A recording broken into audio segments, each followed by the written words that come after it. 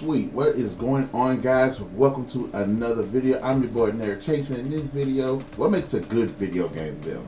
I was doing a top 100 video game villains list, and I was like, you know what? All of these characters are really cool, but I want to delve into why I like these characters. Now, for those who don't know, normally when I, rate my villains, I rate them in two categories. Does the villain have personality? And is the villain badass? Now, when I say personality, I'm also include like an interesting backstory, relationships with other characters, motivation, his actual personality. I always include that in that. And of course, when it comes to badass, like what kind of abilities is he or she capable of doing? Have they done anything awesome? Have they outsmarted someone? Have they manipulated? Just generally what the hell that they can do that threatens other people. And one of the characters that I've said is always like in my top 10 video game villains of all time is Akuma. Now, Akuma's motivation basically is to fight, train and fight. That's basically his thing. Just train and fight the most badass people that he can fight, so that way he can become stronger or test his strengths out. Now, in terms of his actual personality, yes, I guess you could say he's somewhat of the cliche typical bad guy. Not really a bad guy. I would think he'd say he's more of an anti-villain, because he doesn't really go out his way to be like evil. But, you know what I'm saying, he does have his own sense of honor, but he's mostly just a badass dude when it comes fighting, throwing down, throwing them hands or what have you. And I think that's an interesting motivation, because it mirrors that of Ryu. Ryu's thing is to get stronger, train, and fight powerful opponents. So there's the dynamic of there's two sides of it, where Ryu does it to get stronger, Akuma does the exact same thing. But Akuma does tend to kill people that he fight. Aside from that, I really wouldn't say that Akuma has like the best personality in the world. I mean, yes, he's very strict, very reserved. Unless he's fighting, he doesn't give a shit. You know what I'm saying? Shao Kahn is another example of a character I think has a decent personality, but it doesn't really shine out like that. Also, what he does to reinforce his claim to the throne, his claim to these different realms, is his strength, his abilities, you know what I'm saying, that ultimately make him badass. Now, there are certain other characters that I think actually have a bit more personality, pretty badass, but you don't necessarily get to see it. Ardeen, the overall villain of Final Fantasy 15. Now, if you watch the movie and you kind of play the game too, you realize that he's just this very, just kind of like this manipulative, outspoken, funny, goofy type villain. And that's why I said, like, with a character like him, he has a very, very, very, very, very interesting and engaging personality. Yes, he has a really messed up backstory, and you do understand like his motivations and where they do come from, but it's his personality that I think that ultimately makes him just really cool. I mean, he's one of those villains, like, you can easily tell he's sketchy, but he easily makes you underestimate him because of how goofy he is. When ultimately we do see the actual turn of his personality in 15 later on in the story, you realize that, yeah, this guy's, he's got a pretty good front, you know what I'm saying? But you realize the dude's ultimately just straight up, he's a pretty badass dude. He managed to turn all these people into demons. He managed to blot out the light of the world and create all of these hellspawn demons that just running amok every damn where, and just having this war just wage on the deaths of all of these people. Like, this dude is not playing. How do you gauge a villain, especially concerning the motivations? Because some villains are more personal to the protagonist, whereas other ones are not even really personal. The threat of them is very massive. Take the Reapers from the Mass Effect series I haven't finished playing, but the overall threat of them looms across this whole galaxy, and it's up to the players to unite this galaxy against these badass Reapers, who essentially are committing Galaxian genocide, basically. Those types of stakes, as well as I think the diversity of the Reapers themselves, as well as the various agents that are under them that are there to help push along the invasion and the genocide and everything. That makes them a really credible threat.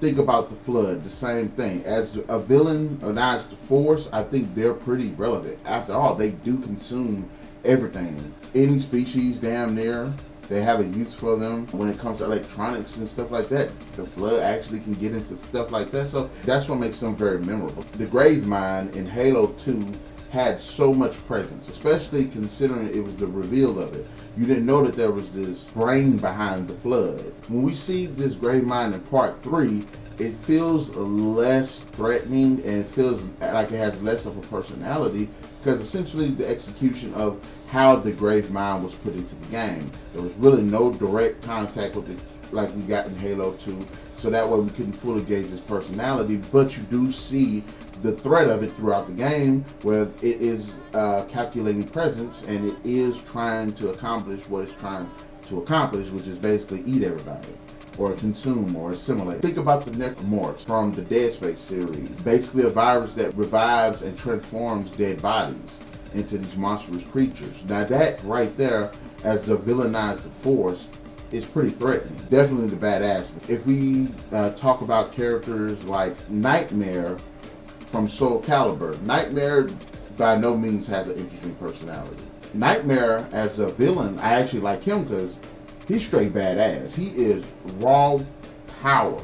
And fighting him, he would fuck your shit up. Another one of my favorite video game villains that has a really interesting, really engaging personality is Osmond Saddler. And I wanted to put him, pit him against Albert Wesker, and kind of just have like a head-to-head episode of these two, because I feel like even though both of these characters are pretty badass, I do like Saddler's personality a lot more. He's very charismatic. He has this dark sense of humor. You get a bit of dark humor from Wesker. And going on to what makes a good villain, I think this is one of the areas the Resident Evil series fails in, is a lot of their villains are just generic. Nobody wants to just have a mad scientist that just wants to fucking take over the world for no damn reason other than the fact that he feels entitled. Look, I don't mind if they have that type of mentality, but don't make them generic. Hojo from Final Fantasy VII. He's got that anime-ish mad scientist, thinks he's better than everyone, he's a genius type of a personality, which I don't really like, but I like Hojo because of what he's done in the game. His actions have basically set the stage for everything that happens in Final Fantasy VII, including the prequels and the sequels. So everything that's pretty much jumped off is because of him, basically. And it goes back to Resident Evil, where a majority of the villains just fucking suck.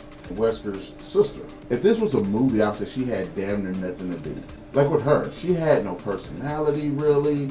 You never really got an interesting moment where her character sat down from Claire and Moira and just had this interesting, really cool back and forth. It was really intense.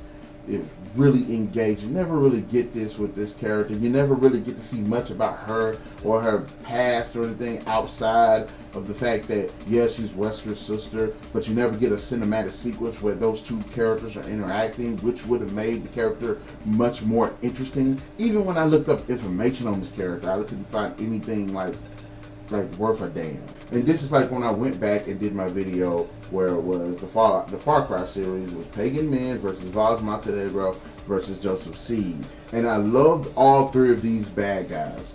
Yes, I wish there was a little bit more to their backstory and motivation, in which I think Pagan Min and Joseph Seed actually had better backstories than Vaz, to me. But I like Vaz. He was crazy, but he had an interesting personality. I like smart, intelligent, crazy. That's unpredictable, and he had a lot of that. But I really enjoyed Pagan Min. He was very flamboyant, but I liked that he had these really weird, deep moments as a character, probably because of his connection to the main protagonist. But I liked him. I really did like him. Yes, he was ruthless. He was cruel to kill people, you know what I'm saying? But I really liked his personality. Joseph Seed game villains I thought was actually really good. He was really cool. He was really engaging. I love the sequences of his character. The Wither Storm from the Minecraft story mode game. But I guess you could say go back to original classical villains such as like DDD, Bowser, Wario, K. Rool, Meta Knight. You know what I'm saying? They're interesting because of who they're connected with. That makes him like an interesting villain type character, because Mario is without a doubt the most prominent video game character like at this point ever. You know what I'm saying? You think games, Mario will be like one of like 5 characters you think of. Next to probably Pikachu, maybe Link. Mario is definitely on top. I would say Sonic, but a lot of his games have fallen off. And he's starting to slowly but surely come back a little bit, but Bowser isn't like an interesting villain. He isn't. But it's his rivalry with Mario that makes him such a prominent bad guy. K. Rool's rivalry with DK makes him such an interesting bad guy. Now, having said that, let's take that back to the relationship, the rivalry between Ryu and Akuma. You know what I'm saying? They both have this same lifestyle. It's just one of them has just went to this dark side of it and just loves that dark side, while the other one fights that dark side off. But going back again to when I was saying these force of nature type characters, think of Sin from Final Fantasy X. He's just this big creature that's just been made to just destroy everything. Yes, the story behind the creation of the creature itself is really deep and engaging. It's really complex, and it's a really interesting twist that's actually in the game. And even when you fight this motherfucker, because he is hard, it's a huge ass mutated whale, basically. And when I say huge, this motherfucker's huge. Huge. Stupid big. Stupid big. You know how you got the movie Super Bad? It's a stupid big.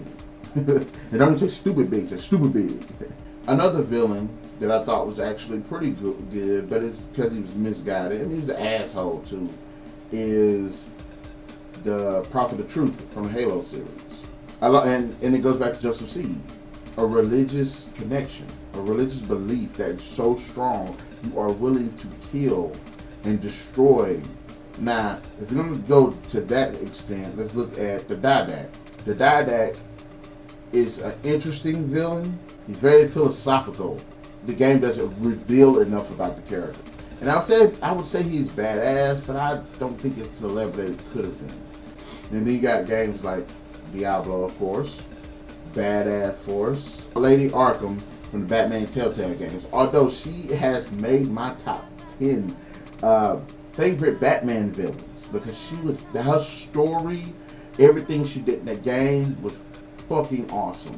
I understood the reason why she was doing what she was doing. I liked the character. She was badass.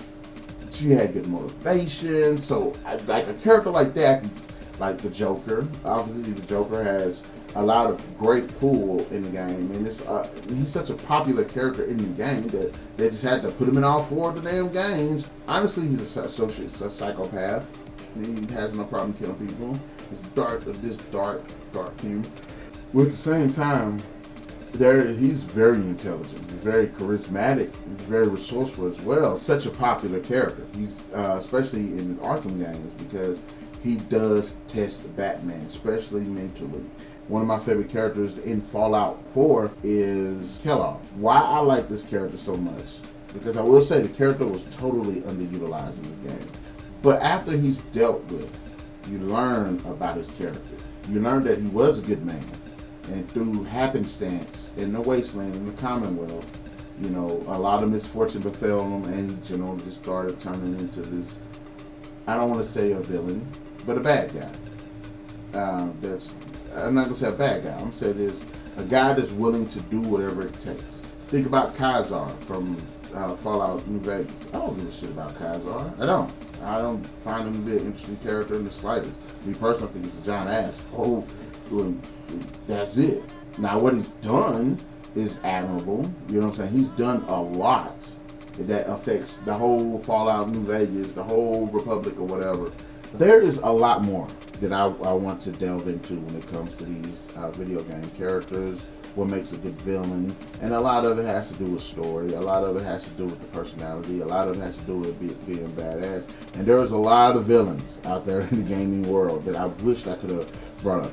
Handsome Jack is one of them, where this man is just fucking insane. And he's funny, he's badass, he has a lot of personality, and he don't give two shits. So I had to throw him in there. I had to find somebody to put him in there. But there are other characters, of course. Sephiroth, badass personality, but he is just a fucking beast on the battlefield. But just know that there are tons of video game bad guys. And I just want to throw some thoughts out there, get some examples on what makes an interesting bad guy, what makes a good video game villain.